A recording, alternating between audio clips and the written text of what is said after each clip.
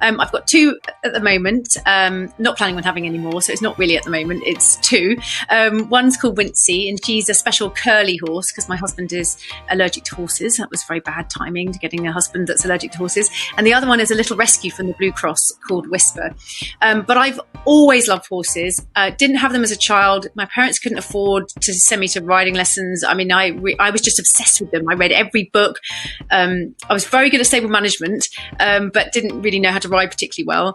And then luckily my aunt had some ponies in Dorset, and so she let me go there every summer, and I would spend every holiday I could from about the age of 11 with the Catterstock Pony Club, and just had the best time. And that's how I was able to fulfill the riding love of horses. But yeah, I've just always been obsessed with them.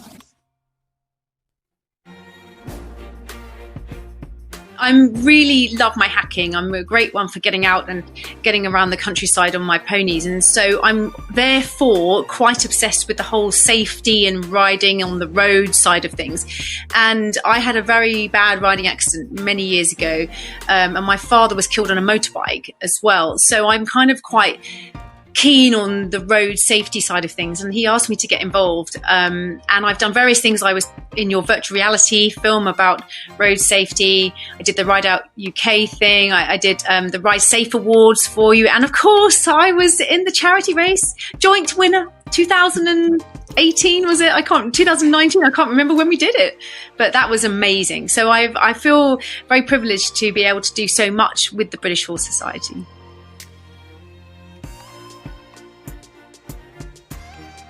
Well, personally, it's because it's at Hickstead, but I know it's been going for many, many years before then. But I'm just a big fan of Hickstead. I love Hickstead. I remember going as a child, my mum would drive us down, and in those days you could park right up against the arena. And my cousin and I, we would be really naughty, and we used to blag our way into the riders area, and we would just go and sit next to all these amazingly famous show jumpers. So for me, it's really that it's at Hickstead. But obviously, you've got the Nations Cup, the Queen Elizabeth Cup, and the King George Cup. So really famous old sort of show jumping competitions.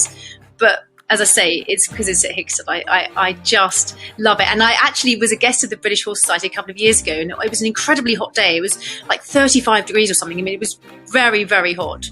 Too hot, really, I guess, for horses. But they managed to mitigate that with some special treatment for them before and after the classes. But I watched the hunter class, and I'd never watched any showing before. But the hunter and the showing classes at the Royal International are just amazing. When it's early, when it's cold outside, when you're out on the hills and the world is at your feet, and every path is an adventure. Do you remember that time when we were lost in the woods and we weren't sure if we'd make it? But we did. When you fought for us, in the fields and on the beaches, when you built cities on your back and farmed the land, turning the soil and forging the future. When you performed so perfectly that the nation stood to admire and everyone was inspired. And through it all, you asked for nothing. And when the next generation comes, just know that there will be someone there, because enough people love you enough to raise their hand and say, I care.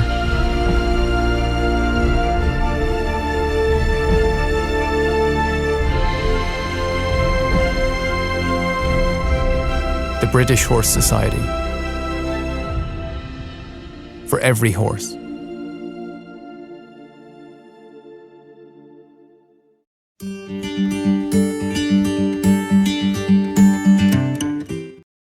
Well, hi everyone. I hope you're all keeping safe. Firstly, I'd like to thank everyone that took part in our equine transport survey recently. It's great that we're going to collect this data. It'll help us to identify any gaps. So for the future, we can really push the right information to all you that are travelling those horses and keep you and your horse safe. Many of you might not be aware that the BHS Safety team sits on the all-party parliamentary group for trailer and towing safety. and that's chaired by Karen Smith, MP for Bristol South. But also we're part of the National Towing Working Group that's chaired by Highways England. I'm really delighted to have with me today a member of both of those groups, Sarah Smithhurst, MBE from the National Trailer and Towing Association.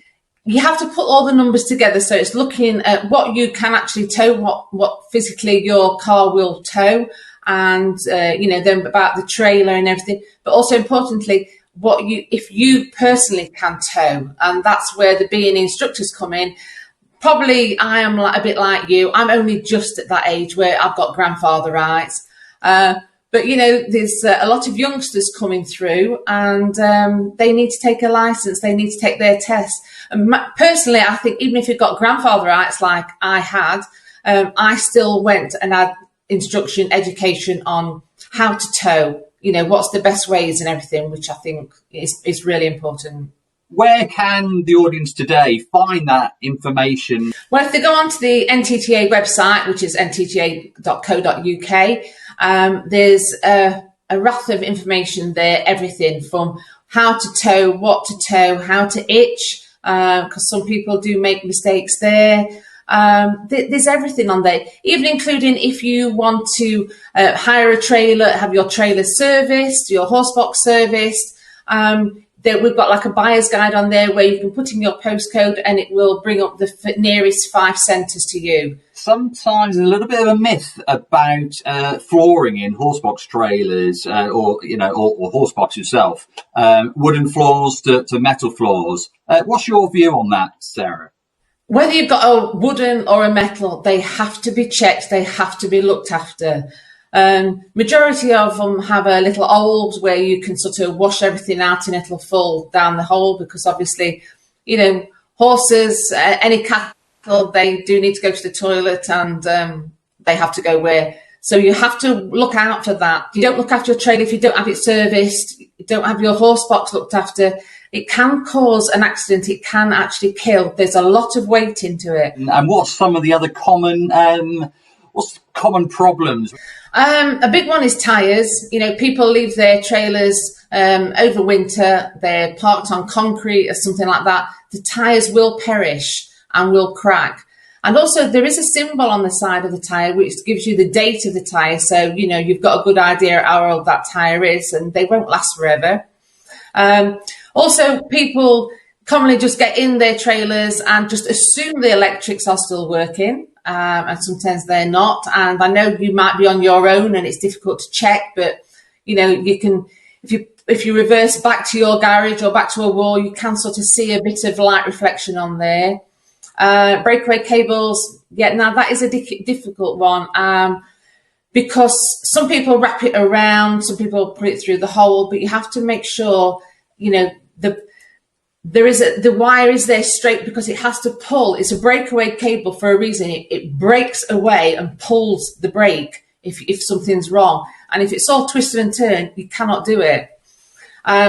One of the big things that we do get asked, or is commonly like, I didn't know that was happened to me, was you'll get a business trailer and the person will be pulling it, will pull it over, will explain.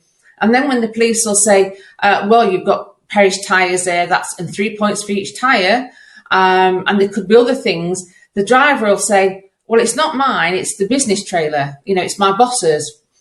But they forget that if you are towing that trailer, if you are behind the wheel, then those points, those penalties come to you, not to your boss. Sorry, Sarah, for cutting you. Does that go for hiring vehicles as well?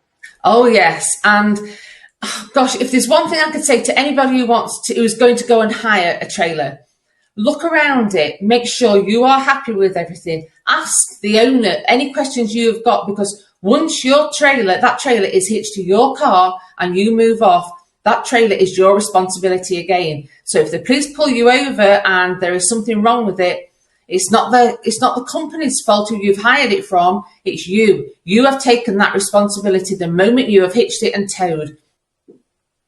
Thank you very much, Sarah, and stay safe.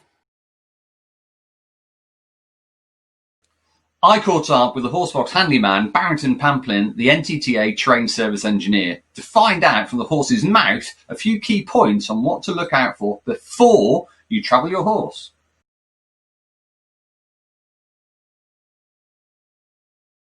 The tread looks okay, Barrington. I wonder if you can just show the viewers of what you mean by that wheat wall. Yeah, this tyre is dated 2006, and as you say, it looks, on initial inspection, it's got plenty of tread, but when you start to look at the sidewall, I don't know if you can see how much that is cracking and crazing, and it's actually quite weak. I can squeeze that in normally on a tyre. There's a nice big split there just waiting to happen. This tyre would probably explode quite quickly now. I have had it happen when I've been bringing back old trailers. Another point to note on here, and it leads us quite nicely into the sort of regular routine maintenance for a tyre, is it's a little bit bald on the outside compared with the middle.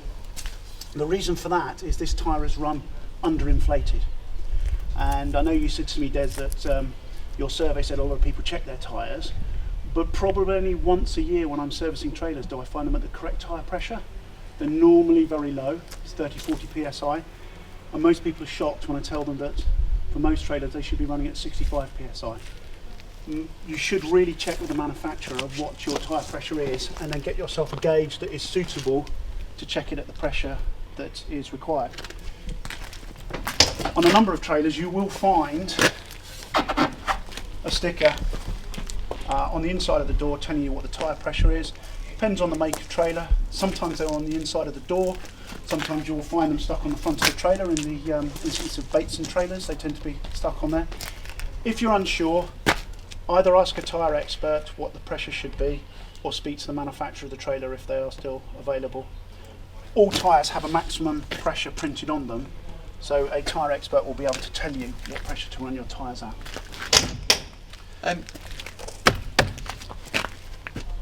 That's been on since I bought it. Could I still use it if the pressure's there? What's Spares are a little bit more difficult to age because they've been protected, hopefully with a spare wheel cover. If you're going to have a spare wheel strapped to the outside of your trailer, always put a cover on it. It will protect it from the UV light and it will keep it in best condition. We would say if that is more than 10 years old, it needs replacing. Probably up to that, it'll be fine. The best thing to do to get your money's worth out of your spare is to pop it on and rotate all your 5 tyres around, and then you will get even wear. We do throw away a lot of brand new but failed tyres as spares because they are 15-20 years old. So just rotate them round. Ask your service technician when you service the trailer once a year to rotate your tyres for you, and then you'll get good even wear. The tyres at the back tend to wear a bit more than the ones in the front because they take a higher load. So it is a good practice to rotate them front to back, or even rotate all 5 round.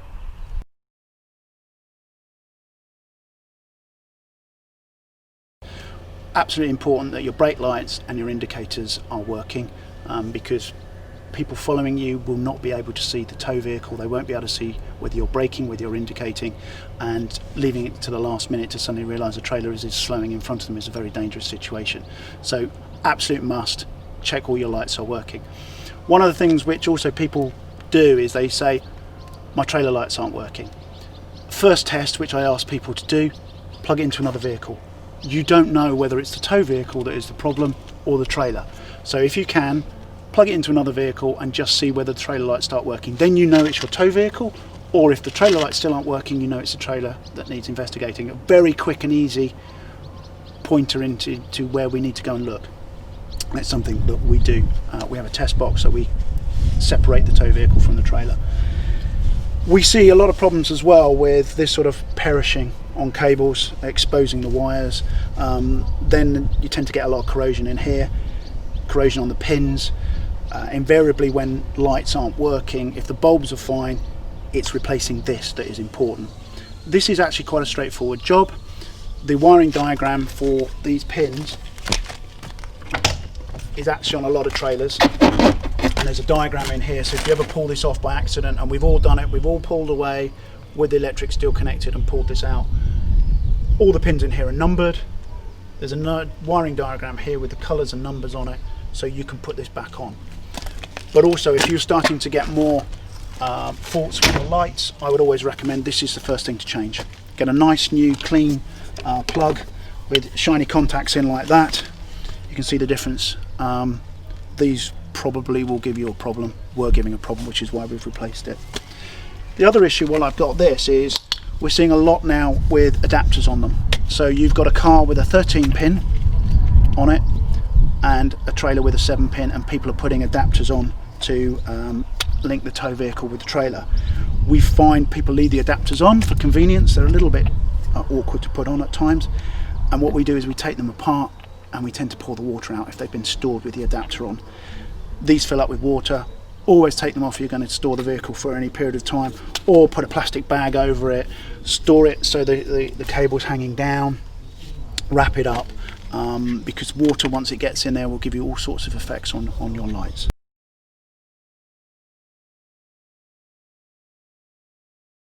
So hitching up, a really important part. Can you explain? Yeah, so we've backed up our tow vehicle, we've got it lined up.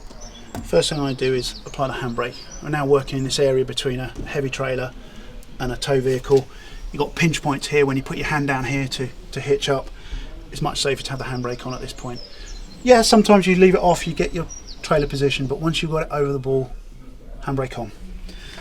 Lift your hitch and then wind your jockey wheel slowly down. Locate, you can feel it locate onto the ball. See, it's not home yet because it hasn't. Now it's dropped into place. That's a nice reassuring click. You think, right, that's on. Just a little safety check. Just wind it back up. And you can see that starting to lift the tow vehicle. That means that is firmly locked on and not going to come off. So we now know that's all home. Take the pressure off. Unlock your jockey wheel. Bring it up into place, always turn it in so it's tucked in nicely under the chassis. Wind it up tight, locate your pin, lock your jockey wheel in place. This is so when you're travelling along with the wind and vibration, your handle can't turn, wind your jockey wheel down, damage your jockey wheel, cause you a problem. Next job, attach your breakaway cable through an area of the tow bar that is not related to the tow ball. Separate location point.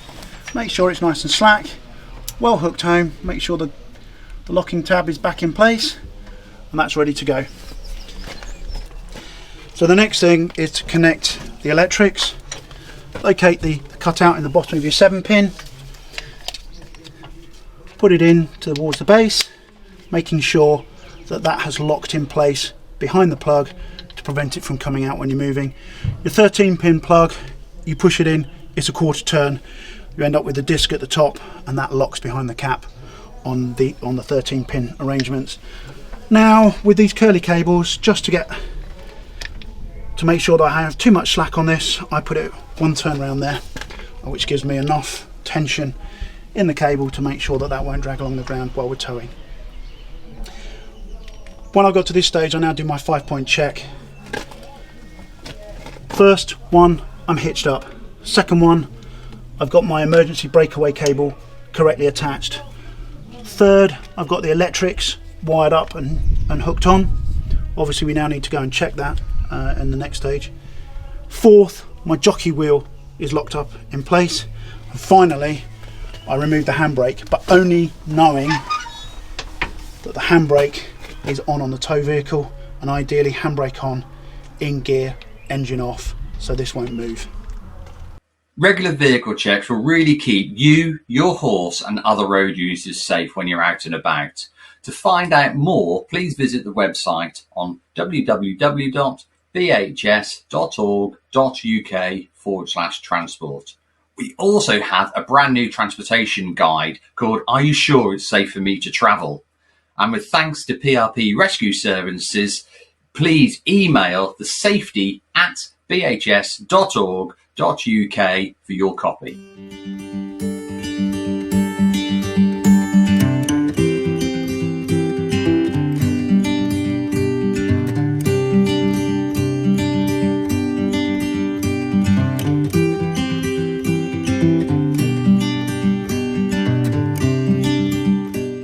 Okay, well, you've got the safety team here to talk to you about our horse incidents website, Alan Hiscox and Des Payne. And an incident is anything that makes you feel uncomfortable when you are out riding. And it's important that we use this information in many, many ways. Lobby and advise MPs, road safety partnerships and police and other safety organisations. The stats are used in government debates on subjects such as road safety and fireworks and high-profile presentations. This database ensures we have significant partners with all equine stakeholders. We can use our stats in offering support to our BHS members and our local campaigns. And we can identify hot spots if you report all types of equine incidents. All road incidents, fireworks, Chinese lanterns, dogs, runners, low-flying aircraft and drones. And we can use this data to hold special equine safety events in your area to give greater awareness of the serious, and yes, they are serious, issues equestrians face. But we need that evidence. If it wasn't written down, it never happened. And we need that factual data to be reported. And it really will make a difference to equine safety. We create those hot spots from your incidents reported to us so we can work with the local police forces on close pass operations. They're out in plain clothes. We are able then to help educate when drivers go too fast and too close past those horses. We're also working with local authorities where we can reproduce dead slow signs, and we're working with the Horse and Road Safety Awareness Group with this. And we put these signs up, again, in these hotspots so drivers are aware that horses may be ahead of them. So please, report your incidents to horseincidents.org.uk. We really can't emphasise it enough. Please report them to horseincidents.org.uk.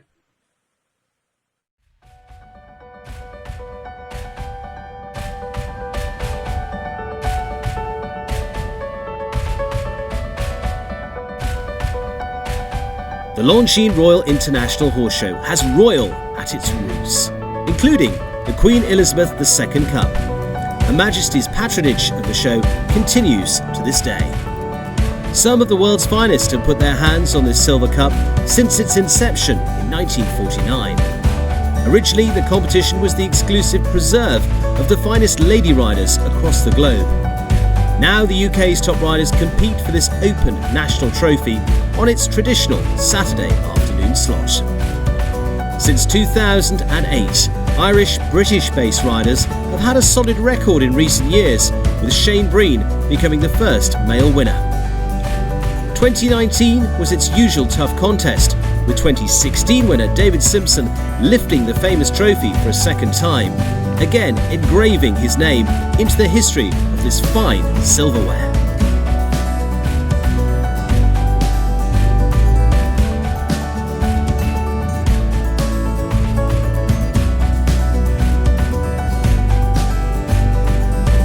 It's an amazing venue, actually.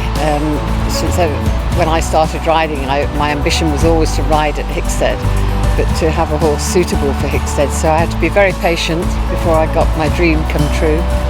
And it was wonderful to ride in that ring and actually go round all the other rings as well. Everything that surrounds that ring about Hickstead is amazing. As I say, I had to be really patient before I had a suitable horse, and I bought a horse here for the Grade C final, actually.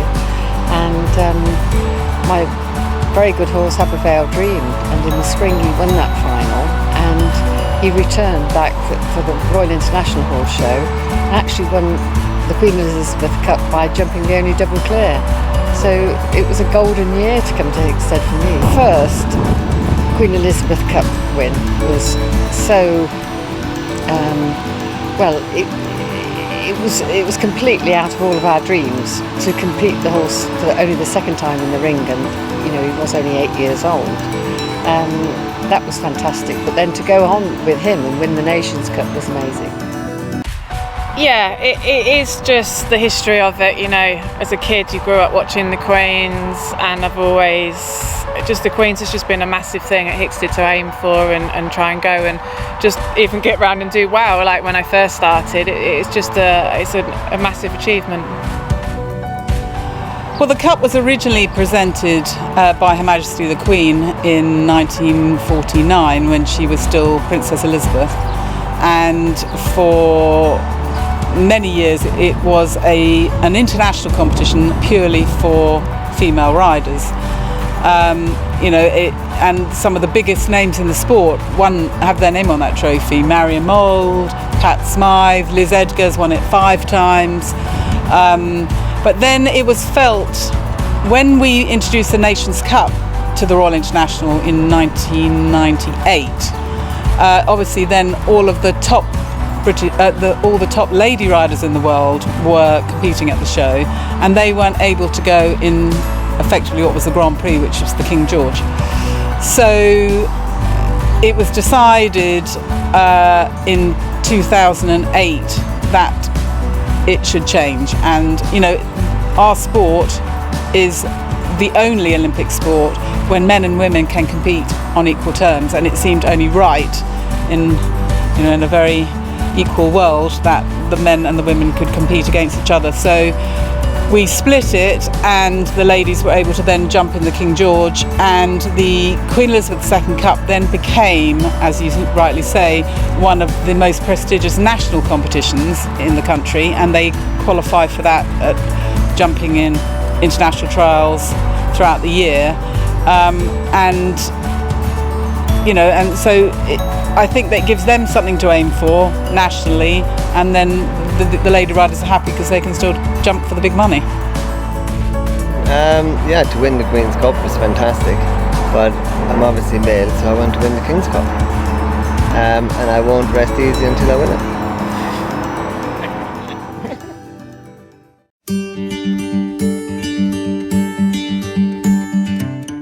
Great to have David Simpson with me now, double winner, and of course the winner last year of the Science Supplements British Horse Society Queen Elizabeth II Cup. David, thank you for joining us. Tell me, pleasure, Gareth. What does that particular competition mean to you? What has it done for your career in terms of an achievement now that you've won it twice? Yeah, no, it's always, listen, Hickstead's a very special place, and it always will be for lots of riders. That class really, I felt like it was a bit of a benchmark, especially when I won it with Chesney the first time. It was, it felt like you'd sort of stepped up a level and felt like you'd, put your mark on things a little bit. In the Beethoven bar there's the boards with all the riders through the years that have won the Derby, the Queens, the Kings, everything like that. And, having your name up there it's a pretty special feeling. Obviously, there is a huge amount of history that runs alongside it. Obviously, since 2008, of course, it's been open to both men and women. Are all the riders that compete in that class aware of the history that goes with it? I think so, yeah. I think everybody who comes to Hickstead knows the history behind the place and knows about all the classes and stuff like that. I'd be very, listen, I can't talk for everybody, but I'd be very surprised if you didn't. It's like the essence of show jumping. It's one of the great shows we have in the world. To be part of this sport and not realise what Hickstead has to do with that would be, I would find bizarre anyway. But yeah, no, I think the majority of riders that get to the Queen's Cup are really, really feel really privileged to be pretty much taking part of a bit of history. Obviously, you've managed to win it twice with 2 different horses. Hickstead is a very unique arena in terms of the slope and the sort of the way it is just so large, and with the fences. Do you need a particular type of horse? Is there a characteristic that ran between Chessie and Gentleman? Yeah, it's very hard to put your finger on it. Sort of straight away when you ride them into that ring and you canter up to the funnel, and it's really strange. The horses either grow and feel like they're 10 foot higher, or they feel like they're cantering into the ground. Within 10 seconds of being in there what your round is going to be like with that horse. I've been very lucky. I think, obviously, where I worked with Shane for a long period at the start of my career, and the way we train our horses, we really think about breaking their exercise up for them. I ride them a lot on the grass at home and stuff like that, and I think maybe not 100% sure, but I think that has a lot to do with the fact that my horses seem to always enjoy that ring. Chesney and Gentleman were two completely different horses, but both of them loved Hickstead. So yeah, I think it's to do with training and definitely the mentality. If your horse is a fighter, they'll love Hickstead. When you look back at last year, of course, you were first to go in the jump off. What were your expectations? Did you think you'd done enough? Listen, Gentleman's a great horse, and I really, really thought I could do well in the class, but we'd only been a partnership for just under a month when the Queen's Cup came around, and I went in, I was very happy with my round, but I was pretty sure Helen Tredwell she's an incredible rider and really quick. I was pretty sure she was going to beat me. So, David, two-time winner. What chance 2021 as we look forward to being the first male to make it number 3? Yeah, I don't know about next year, but I'll always prioritise the Queen's Cup, and I'd like to be in the King's Cup as well on Sunday. So hopefully next year I've a really super horse. He'll be 10 next year, called Fudra. He really likes Hickstead. He was very good last year at the Derby show, so he'd be targeted at the Royal International meeting. Hopefully it's the King's, but if it's not the King's Cup, then definitely he'd be in the Queen's, and he would have a very good chance in that class. But listen, I hope to be riding for a long time, and any class in Hickstead is special to win, so I'd be definitely trying to do it for a third time. David Simpson, thank you very much indeed. No problem. Pleasure.